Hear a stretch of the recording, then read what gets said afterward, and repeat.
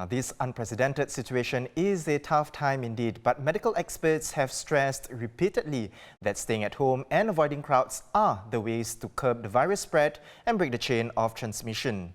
On that note, to share more on how we can get through this period is Professor David Chang. Now, he's the director of the Behavioural Sciences Institute at Singapore Management University. Hi, Prof. Now, Prof, Hello. if we could start off, what would you say to those of us who are still tempted to venture outside our home, to date, to socialize, or to simply get out of the same four walls? How important is it for everyone to strictly follow these circuit breaker measures? Well, for these reasons, if that's the reasons you want to go out, what I want to say to you is please don't do it. There are many reasons to go out, and those are essential reasons. That's if you need to buy your groceries or you need to do something that's really very important. But other than that, you should really stay at home. And there are really good reasons why you need to stay at home. First, there will be other people walking around too. And so if you're not careful, if there's no safe distancing, or sometimes the places get too crowded, like in the grocery stores, you can actually get infected, or you may even infect somebody because you could have the COVID virus without symptoms and you yourself don't know it. It is also possible for the virus to survive on surfaces. So just because there are nobody around doesn't mean that you're not in any danger of getting infected. So I think it's very important to realize that you should go out only if you really have to. And there's really no need to go out for many of the reasons that you just cited, such as to socialize, go out just to get out of the four walls and so on. But I just want to emphasize that the reason is really much more than that. We are in a very critical period, and I would really say to everybody that this critical period is time sensitive, and think about the consequences of what happened. Think about the regret that just because you yield to the temptation of going out, just because you felt bored, and what could that have done to other people? You could get infected, as I said, and you could infect others, and you could bring the virus back home. You could infect your family members, and when you go back to work soon, because maybe you are from an essential service and you have to go out to work for a short while, you could infect your colleagues as well. And the chain of events is really very clear. Just one simple action, doing it rightly and you don't do it, not doing it, not that you shouldn't do it and you do it, could actually cause somebody's death eventually, because our healthcare system is, our resources are really limited. Right. Well, thanks so much for emphasizing those points, Professor Chan. So when the circuit breaker measures were first announced last Friday, people started to crowd food places and shopping areas for one last hurrah. That seems contrary to the message of asking people to avoid crowds and stay at home as much as possible. Do you think it would have been better if the measures were implemented immediately on the Friday, or within a shorter time frame, perhaps within 24 hours? Well, I'll put it this way. I think Singapore has done relatively well compared to many countries, but the virus is a very rapidly evolving situation, very often with incomplete information, and our leaders have to make decisions very quickly. So being decisive is very important. I would say that the ways that we have done are very good, but it's definitely not perfect. And there are some things that we must learn from it. One of the things, as you mentioned, is the bars. And I would say that when we announce of closing of bars, perhaps the time period from announcing to actual implementation could be shortened. Why is that so? Because in crisis management, you cannot have a general rule and say, let's have 48 hours for people to prepare. You announce, you wait 48 hours, and then you implement. Now, you need to do that for things like banning people from entering Singapore. Because if you don't give enough time, like 48 hours, somebody could have boarded a plane that is up somewhere in the air. So you cannot ban the person when the person is somewhere in the air. But in the case of closing bars, I'm not sure you need 48 hours between announcement and implementation, especially if it's over the weekend. You can warn everybody, you can tell people not to go to the bars, and because it's not officially implemented, some people, as you said, will still go to the bars. And so I think it is important to learn from these lessons that you don't need a blanket time frame.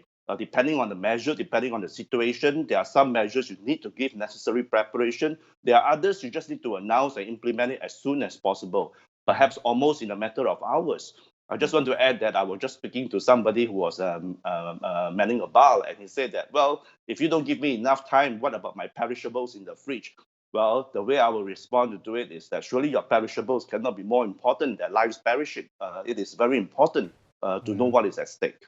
Yeah. So it's really a calibrated response and it's not a one-size-fits-all, yeah, Prof. Now, Prof, I just want to move on to talk about now, we're all working from home. Of course, most people are working from home except for those who are in essential services. How can one maintain efficiency and productivity as we would in our normal physical work environment? Well, it's not going to be easy, frankly speaking. By the way, not everybody just started working from home today, right? There are many people, including myself, some of us, we have started working from home for quite some time. But it's going to be one whole month, and I think everybody needs to make adjustment. I don't think anybody has actually experienced about 1 month of telecommuting, working from home. There are a few things to note. We all know from research that if you monitor yourself, if you set goals, if you have physical arrangements whereby you are not distracted from task irrelevant stimuli, then it will be okay. Now, to translate that into English, what it means is that in your house, try and find a corner where you can become your small little office space. Now, that space is preferably not your bed with your TV in front of you because you're going to fall asleep or you're going to watch the television and so on. But it's not going to be easy. Not every physical arrangement in the house is possible, but we just have to try and adjust. We could also try to make sure we set a schedule so that you're just like work. There is lunchtime, there's getting to work, and there is a time where you can maybe take care if you have a spouse, to arrange, say, well, at this time you do this, at that time I do that, and so on. Perhaps one thing we should emphasize is that for those of us who are bosses or at least supervisors with direct reports or subordinates, that we can call the shots, hold a meeting.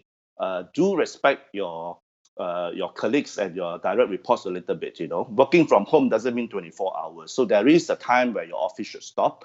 And similarly, you should not just because you prefer to work at night and you start calling a commuting meeting at night, and everybody now has to give up whatever they are doing and meet you at night over online. That is not the right thing to do. Do you have additional advice for parents with children who start their full home-based learning from tomorrow? Well, I am sure parents are quite anxious because today everybody is about 75% of the population is supposed to be working at home. And then tomorrow we have a home-based learning. What that means is that all your kids will be with you at home. And as we all know that when you have kids at home, it's not going to be so easy. Well, the kids, to be sure, the children are not at home playing. They have home-based learning, so at least there are some hours of work. But at the same time, especially for those who are not very familiar with online, laptop and so on, they do need some supervision.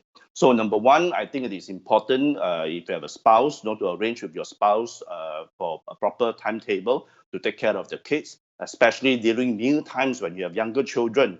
Don't get too engrossed in your work and say let the young children go to the kitchen and cook and so on, because accidents could actually happen. So it is quite important to occupy the children, supervise them, take turns, set a timetable, set some realistic goals perhaps, and so on. And bosses again need to be a bit understanding, because it is not just about your subordinate in front of the computer all the time. Now the person has to take care of the children as well if they are parents. Maybe one last word about parenting. I think parents should bear in mind that you have brought your office back home and your children are with you. Your children are actually observing your work behaviors, in other words. So besides controlling your temper, it is quite important to set a good role model. Whatever you say about your bosses, your colleagues, and whatever you say to your children, whatever you say to your spouse, actually you are teachers of your children's character right now. Yeah, those are definitely good advice there, Prof. Prof, just on to our last question, just looking forward, at the end of this 4-week circuit breaker, do you foresee we will have fewer COVID-19 cases, or is there a possibility that we may need to extend beyond May 4th? Well, I think none of us know the answer. What we know is that factually, all the cases that we see every day in our daily reports, they are what I call lag outcomes, right? Lagged, lag. In other words, there is a time lag. What you see today in the cases does not happen today. They are actually cases that are tested positive after several recent days of infection, or even 1 or 2 weeks of infection. So no matter how effective your measures are is implemented today, it will take about 2-3 weeks before you actually see the results. We all hope that the results will work, and the only way that it will work is everyone try to stay at home as much as possible, follow the guidelines really strictly. I don't see any other way. That is really the way to go about doing it. We need to extend. well, we will have to extend, I guess, if everybody doesn't do what we're supposed to do, and then cases will continue to rise. But I don't think the issue is actually economy or extension per se. The issue is about lives and livelihood. Once we realize that it's about lives and livelihood, then we begin to realize that you and I, just one person, whatever we do can make a difference. We could be the very one that make a difference to whether a person eventually get the ICU treatment in a timely manner. And you could be the one that caused a person's death or save a person's lives. It's as simple as that. Well, thank you so much, Prof, for the advice. It's certainly a pleasure to speak with you. Now, we've been talking to Professor David Chang, Director of the Behavioural Sciences Institute at SMU. It's the first day of the circuit breaker measures here in Singapore.